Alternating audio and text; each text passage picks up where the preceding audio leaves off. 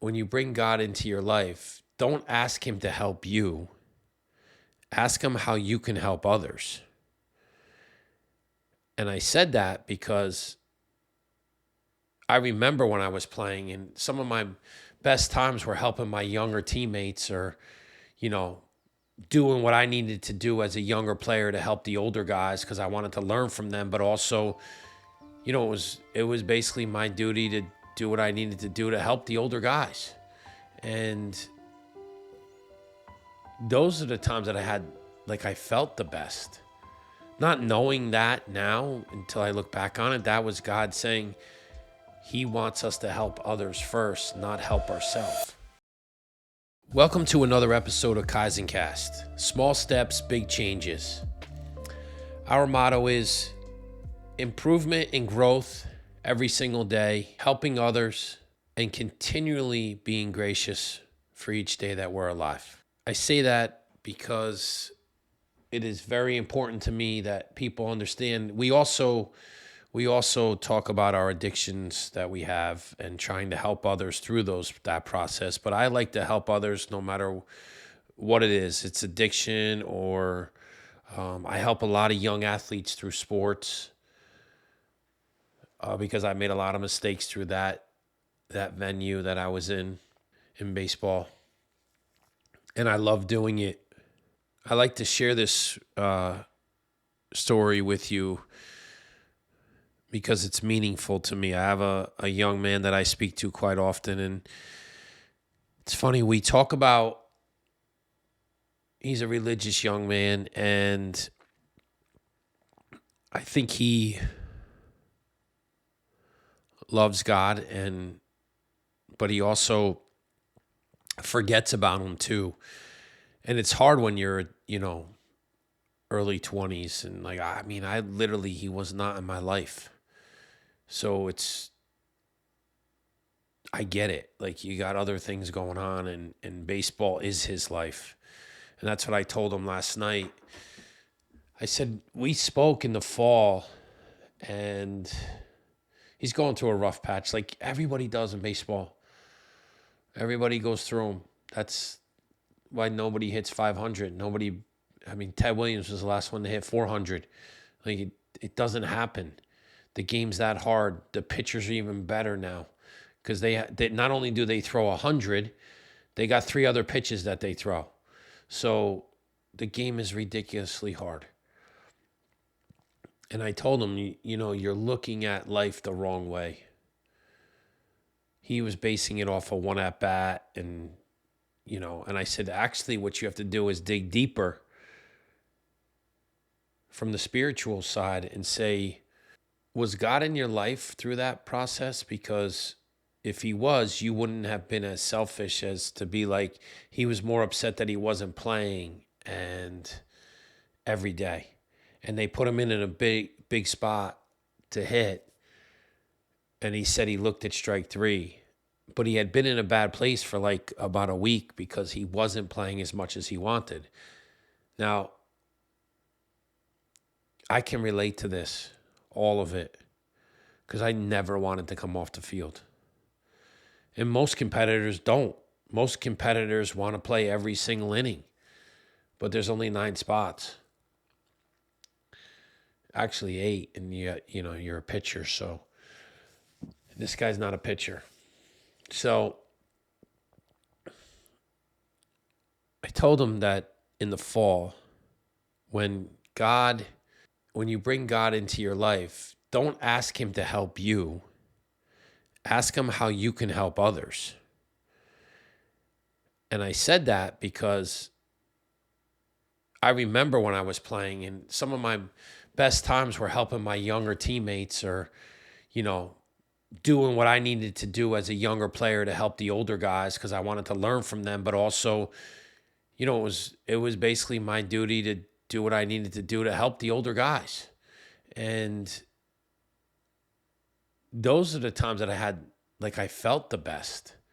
Not knowing that now until I look back on it, that was God saying he wants us to help others first, not help ourselves. I told him that in the fall because he said he was having days and then down days, kind of like my career. Some days he'd go 2 for 3, and then the next day he'd go 0 for 3 with 3 strikeouts. Like, it's a very tough way to play the game. So I said to him, how about the days you're going great? I'm sure you're like an unbelievable teammate. The days you're not going so great, I guarantee you're a little selfish. So those days, why don't you be even a better teammate? Help others even more. Then what it does is it takes your mind off of like what you're doing, your bad performance, and it kind of keeps you in the flow of like what's happening, and you're actually doing a service. Well, he started doing that, and then the last game of the fall season, he went 4 for 5 with 2 home runs and like 7 RBIs, some ridiculous number. When the season started and he found out that he wasn't going to start, he was a little devastated, and I don't blame him. He worked really hard to get to that spot, and it's just, whatever. College coaches make decisions. It's not, but it's out of his hands. He can't control, and I always tell him, control the controllables, and also allow God to help you through this time. And it was like I said, God will always give you answers, and he gave you an opportunity, but you weren't mentally ready for it because your mind was wrong. Because he doesn't take third strikes, this kid. He mashes. I've watched him play since he's 16 years old. He mashes. And I said, but it was one at bat. I said, it's not the end of the world. And I said, I know it feels like it, but here's the thing. You're going to get another opportunity.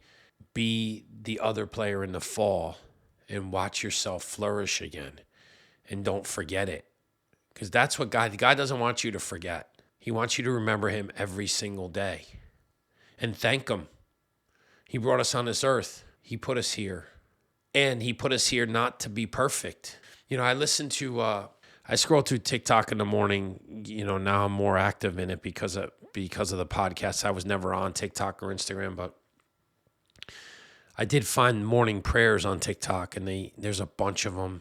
And I do listen to them every morning, and you can type something in the notes, and a lot of times I get responses back, but I do type in there, and I do it most mornings where I thank God for allowing me to be back in his life, because I shut him out of my life, even though he didn't shut me out of his. That's the selfish person. And if you don't like it, you don't have to listen. Just like I said on the quantum mechanics page, like he said the haters came on and he chopped them down with an axe with facts, he called it. Just, I had facts after facts, and I chopped them down with that axe. You don't come on my page then. You don't have to. Why are you coming on? It's funny how people just want to hate. But I get it, because I was an angry person for a long time, for a very, very long time. So it was easy to hate. That's what the devil wants, because the devil gives you all the easy things. God wants you to work for it. So I told him, I said, your opportunity is going to come again. Now you'll be ready because you see things differently. Learn from your mistakes. I'm going to share this with everybody. I'm blessed to have 2 sons that were able to go to IMG. And my oldest son, Tommy, went to IMG, and man, he paved the way for his younger brother. And the difference is that now that I live here and I'm very clear and sober, it was different when I was living in New Jersey, obviously, and very angry, not sober, angry at life. So when I went down to IMG, I had a different chip on my shoulder than I do now. And all the same guys are still there. And they're all my friends. And you know what I did this year? I thanked them and apologized to them all, because I'm a different person now. I always thought my oldest son always was getting the raw end of the deal. And he was like me. He was a hardworking player, and he deserved more. And truthfully, I think he did. But he still proved everybody wrong, because he went out his senior year and shoved it after teaching himself how to pitch 3/4 sidearm. But then I come down here and move here, And then I get Ty to decide that he wants to come to IMG. And my mindset is completely different. I told this to my wife the other day. I said, I used to always be on edge when Tommy played, and because I always felt like he was getting, and I always felt that way with Ty too. And now that Ty's down here, I don't know, it's probably because obviously being sober, but also having God in my life, knowing that it's in his hands, and it's only so much I can do. I'm here for Ty. We talk about it all the time, but I don't push like I used to. And I guess that comes with maturity and growth too. And it's funny because the older brother paved the way, and now I'm watching the younger brother kind of take it to the next level. And all these guys that are down here are truly wonderful men, and they know the game, and they love the game. And the best part about it is they love Ty. They love Tommy, regardless of what type of person I was. That's what really stands out to me as a true man. They didn't judge the kid based on the father. That's something that I always look back on as a coach. I would say to my coaching staff, you're going to have dads that are not going to be what we want, but we don't take it out on the kid. It's not the kid's fault. And I said to my wife the other day, I said, Ty's in a great place, and he's doing great things. With God in my life, I'm at such peace. So whatever happens is going to happen. If baseball ends up being his career, that would be fantastic. If it's not, then we'll figure out the next step in his life, and I'll be successful at that. Because all my kids do have work ethic. They all know how to win, and they'll figure out the next chapter of life. But I think, again, that's me thinking man, I used to rush through everything, and then you got to get here, got to get there, got to do. And now I'm like, you know what? Just enjoy this moment right now, and enjoy the fact that he's having fun. I'm having fun watching him. The weather's beautiful every day. It's the end of February, and I know it's, I heard it's like 45 degrees up north now, which is like a warm spell for you guys. I say that kind of sarcastically because it's like 78 here today. But he's blessed that he gets to play in this weather, play in one of the best states in the country. You could be outside this Christmas morning and hitting, fungos and taking BP. That's heaven. The way I look at things now with God in my life is completely different than when I didn't.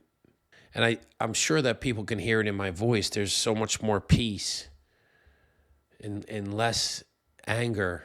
Everybody knows, this is what again, always the truth. Everybody knows that I talk to a therapist, my buddy John. Someday he'll come on. He's an unbelievable man. Beat cancer twice, brain cancer, saw the scar on his head. Guy's still working and helping people. That's amazing. That's somebody that I look up to. Those are the unsung heroes, like our firemen, our policemen, unsung heroes. Somebody like this guy, John, who helps me, but helps people around the world, and he's battling cancer and winning. There's a reason for that. It's because God needs people like that on this earth to help others. And I always used to say, oh, the good die young, because my pops died from cancer. And I told you guys, he passed on my birthday in 2008, but there's a lot of good people that are surviving too, that are helping. And then you look and people are like, yeah, there's a lot of shitty people that are still alive that aren't helping. That happens too. That's life, I guess. I do believe every day, the more and more that God is in my life, the easier it's getting to deal with day-to-day stuff. And this is why this ties into where everything happened in my life with addiction. Because when you take God out of there and insert the devil, that's when addiction starts. That's when chaos. I used to say this all the time. I love controlled chaos. just enough out of fucking control where I was in control. Now I walk the other way. I talked to an older gentleman in the gym, my buddy Mel, paratrooper, guy's an animal. He fought in the war. He got some stories. He's a badass. Black belt, boxed. I think he's 70, 74, 75. Still in really good shape and would mess dudes up. And he says to me all the time, he goes, that anger that you used to have, he goes, I had the same thing. He's like, but I have now worked at it to a point where I just turn and I walk away. I don't engage anymore. It's interesting for me because I feel the same way. Like I much rather smile and say hello than when I first got in that gym, the snarls, I was hoping 5 years ago, 4 years ago, somebody would say something stupid. Please. It was almost like I was begging for it. Now I look at people and I'm like, man, that guy's angry. He could probably use a hug. He's having a bad day. I can see it on people's face. I wear it on my sleeve, so I get it. I understand. And then I have people that have been in my life,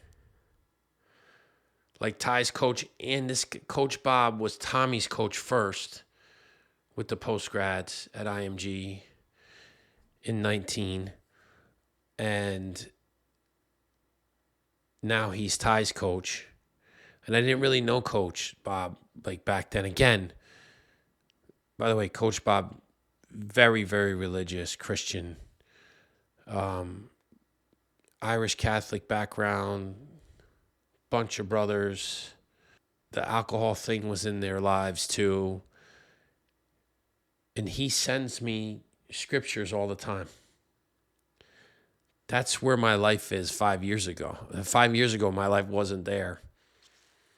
Coach Bob wasn't sending me scriptures. He didn't even know who I was. That's how far away from God I was. Because Coach Bob is 76 years old, and he's still coaching like a maniac. By the way, just had a new hip put in, same doctor as mine. One of the greatest guys, coached big leaguers, coached everywhere. I mean, he's got, played minor league baseball, been around the game his whole life, and he does nothing but help others, especially young kids. Those are amazing people. Those are my idols. Those are people I look up to. Those are people that I aspire to be. So when I get a text from a young man that says that about me, then I know I'm doing what I'm supposed to be doing on this earth. And it never was. And I can say it now with confidence, and I'm okay with it now. 10 years ago, not okay with the fact that I didn't get drafted or play Major League Baseball. I'm okay with it now because I live in Southwest Florida and I see how good the guys were that actually played, and I wasn't that good. And I wasn't supposed to be there. Like I told you with my hips. Back then, I mean, who knew about defects and birth defects? And my hips were set wrong. And I was born that way. What are you going to do? Can't fix that. It wasn't like I was going to get new hips put in when I was 16. Nobody even knew. So not only do you have to be great, but your body's got to work perfectly too. And then you got to go hit a ball that comes in at 100 and then it's moving right or left. Crazy game. But I will tell you, it teaches you life. It humbles you.